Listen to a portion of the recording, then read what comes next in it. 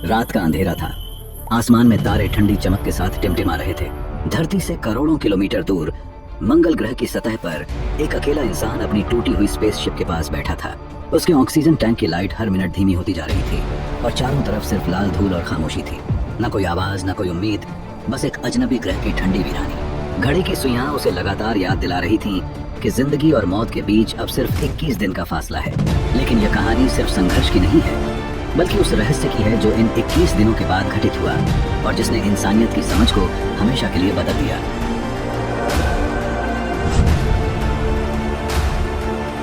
उस मिशन की शुरुआत बेहद भव्य थी। नासा के वैज्ञानिकों ने सालों तक मेहनत कर एक ऐसे यान को तैयार किया था जो मंगल की सतह पर उतर सके और इंसान को सुरक्षित वहां रख सके। यह मिशन केवल विज्ञान के लिए नहीं था, बल्कि यह मानव इतिहास का सबसे बड़ा कदम माना जा रहा था।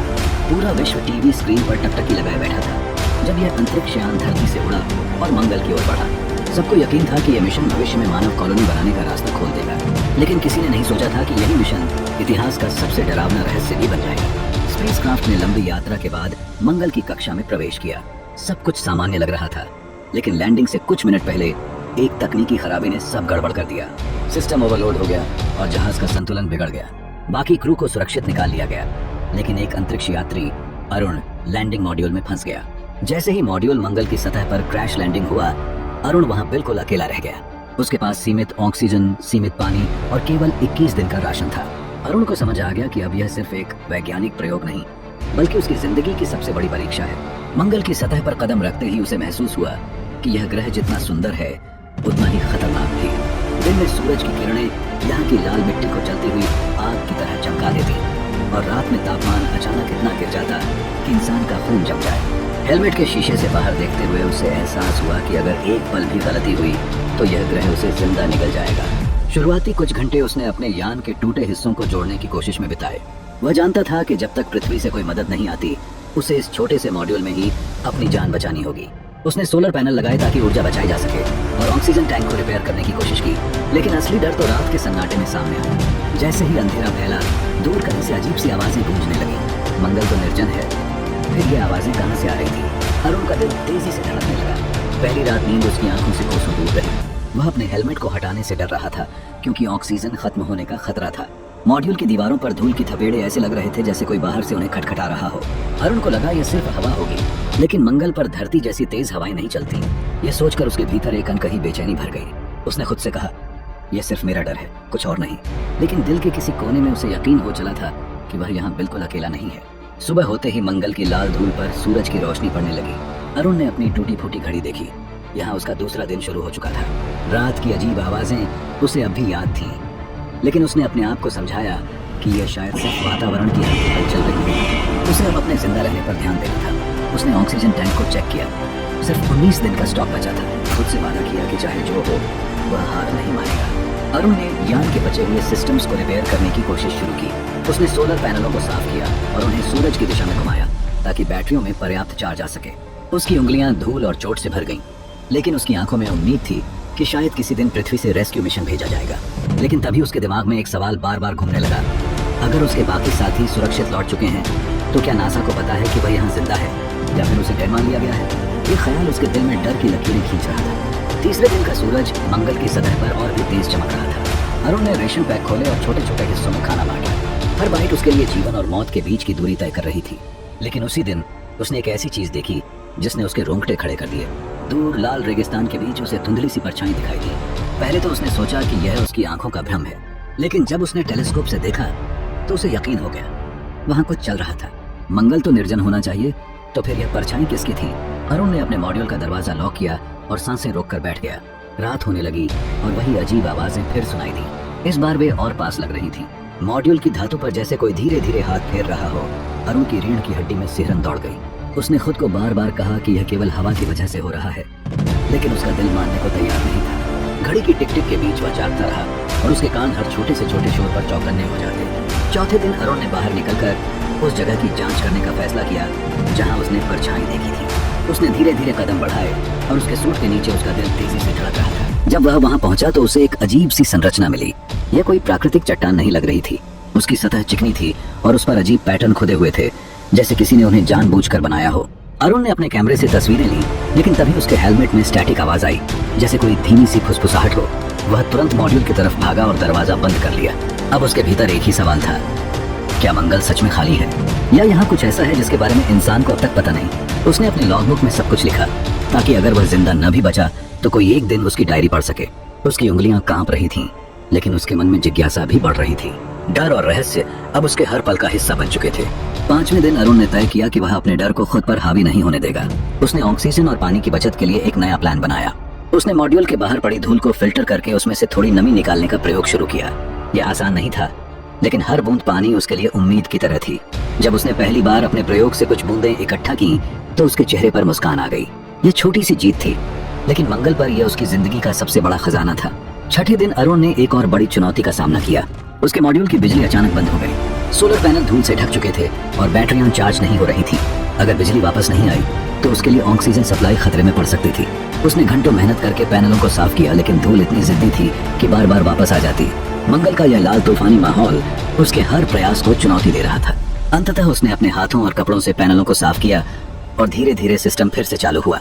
7वें दिन मंगल का आसमान और भी डरावना हो गया। धूल के तूफान ने मॉड्यूल को हिला डाला और अरुण भीतर कांपता रहा। बाहर का दृश्य पूरी तरह गायब था, सिर्फ लाल धुंध और चीखती हुई हवाएं। उसी दौरान उसे फिर से वे अजीब आवाजें सुनाई थी, लेकिन इस बार वे साफ और तेज थीं, जैसे कोई उसके मॉड्यूल के बाहर घूम रहा हो। अरुण ने खिड़की से झांकने की कोशिश की, लेकिन उसे सिर्फ लाल अंधेरा दिखा। उसने खुद से कहा कि शायद यह तूफान की वजह से है, मगर उसके भीतर का डर कह रहा था कि कोई अनजान ताकत उसके आसपास है। 8वें दिन जब तूफान थमा, अरुण ने बाहर कदम रखा। चारों तरफ बर्बादी थी। सोलर पैनल फिर से धूल में डूबे थे और जमीन पर गहरी दरारें पड़ गई थीं। लेकिन तभी उसकी नजर एक अजीब चीज पर पड़ी। थोड़ी दूरी पर रेत में आधा दबा हुआ एक चमकदार टुकड़ा पड़ा था। उसने उसे उठाया तो पाया कि यह किसी धातु जैसा था, लेकिन इंसानी तकनीक से बिल्कुल अलग। उस पर भी वही अजीब पैटर्न उकेरे हुए थे जो उसने पहले देखी संरचना पर देखे थे। अरुण के हाथ कांपने लगे। क्या मंगल पर कभी कोई सभ्यता रही थी? 9वें दिन अरुण ने उस धातु के टुकड़े का और गहराई से अध्ययन किया। उसने नोट किया कि जब वह उसे छूता है तो उसमें हल्की सी ऊर्जा महसूस होती है, जैसे उसमें कोई अजीब ताकत हो। उसने सोचा कि अगर वह इसे सही तरह से इस्तेमाल करे तो शायद यह उसके सर्वाइवल में मदद कर सकता है। लेकिन उसी रात उसने एक और चौंकाने वाली चीज महसूस की। उसके सपनों में अजीब दृश्य आने लगे। किसी शहर जैसे ढांचे, ऊंची इमारतें और लाल आसमान के नीचे चलते फिरते जीव। जब वह उठा तो उसका दिल तेजी से धड़क रहा था। क्या यह उसके दिमाग का खेल था या उस धातु से जुड़ी कोई रहस्यमयी शक्ति?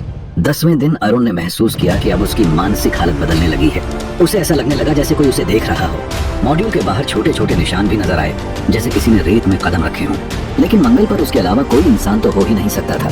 उसके लॉगबुक में अब सवालों की संख्या बढ़ती जा रही थी। क्या यह उसकी कल्पना है या सच में मंगल पर कुछ और मौजूद है? डर और रहस्य की यह परतें उसके हर दिन को और खतरनाक बना रही थीं।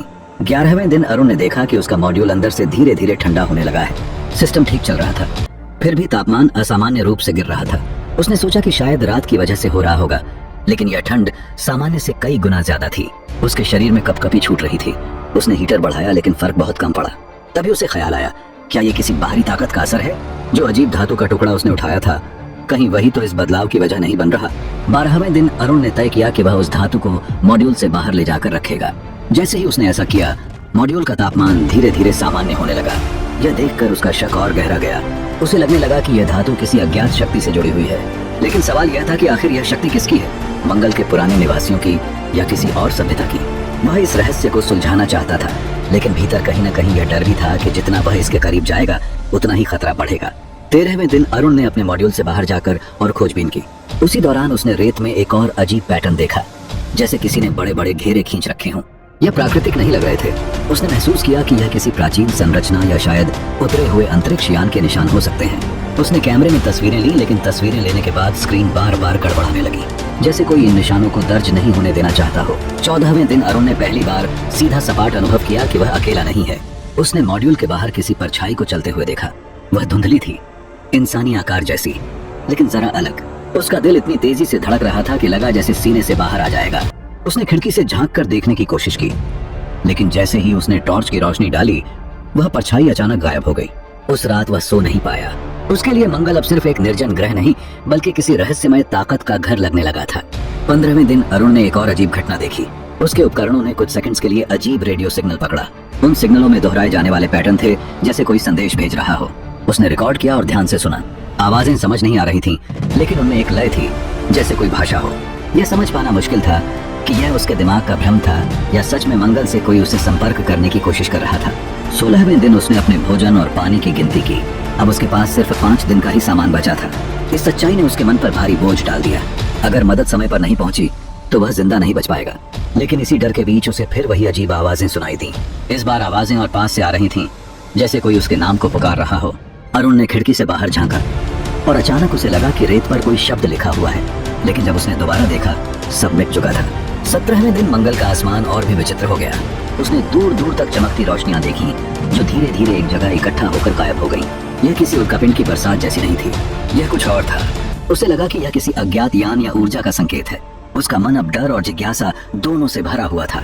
वह जानना चाहता था कि मंगल का यह रहस्य आखिर क्या है, लेकिन यह भी डर रहा था कि कहीं यह उसकी आखिरी खोज न बन जाए। 18वें दिन उसके मॉड्यूल की स्थिति और बिगड़ने लगी। ऑक्सीजन का स्तर धीरे धीरे गिर रहा था। उसने पूरी ताकत लगाकर सिस्टम को दुरुस्त करने की कोशिश की। उसी दौरान उसे एहसास हुआ कि उसके मॉड्यूल की दीवार पर वही पैटर्न उभर आए हैं जो उसने बाहर देखे थे। यह देखकर उसका खून जम गया। ये पैटर्न कैसे अंदर आ गए? क्या कोई अदृश्य ताकत उसे घेर रही थी? 19वें दिन अरुण ने महसूस किया कि उसकी मानसिक स्थिति भी बिगड़ रही है। उसे बार बार वही सपने आने लगे। लाल शहर, अजीब जीव और कोई अदृश्य ताकत जो उसे पुकार रही है। अब उसे खुद पर भी शक होने लगा कि कहीं वह पागल तो नहीं हो रहा। लेकिन जब उसने मॉड्यूल के दरवाजे पर साफ कदमों के निशान देखे तो उसे यकीन हो गया कि यह सब भ्रम नहीं है। मंगल पर कोई और भी मौजूद है। 20वें दिन उसकी हालत नाजुक हो चुकी थी। खाना लगभग खत्म हो गया था। ऑक्सीजन भी बस 1 दिन की बची थी। उसने तय किया कि अगर मदद नहीं पहुंची तो वह बाहर निकलकर उस रहस्यमय संरचना की ओर जाएगा, चाहे वहां जो भी हो। लेकिन तभी अचानक उसे आसमान में एक चमकीली रोशनी दिखाई दी। यह रोशनी धीरे धीरे उसकी ओर बढ़ने लगी। यह बचाव यान भी हो सकता था और कुछ और भी। उसका दिल तेजी से धड़कने लगा। क्या यह इंसानों की मदद है या मंगल की रहस्यमयी ताकतें उसे अपने पास बुला रही हैं? 21वें दिन का सवेरा उसकी जिंदगी का सबसे बड़ा मोड़ बन गया। वह रोशनी मॉड्यूल के ठीक ऊपर आकर रुकी और एक अजीब सी ऊर्जा चारों तरफ फैलने लगी।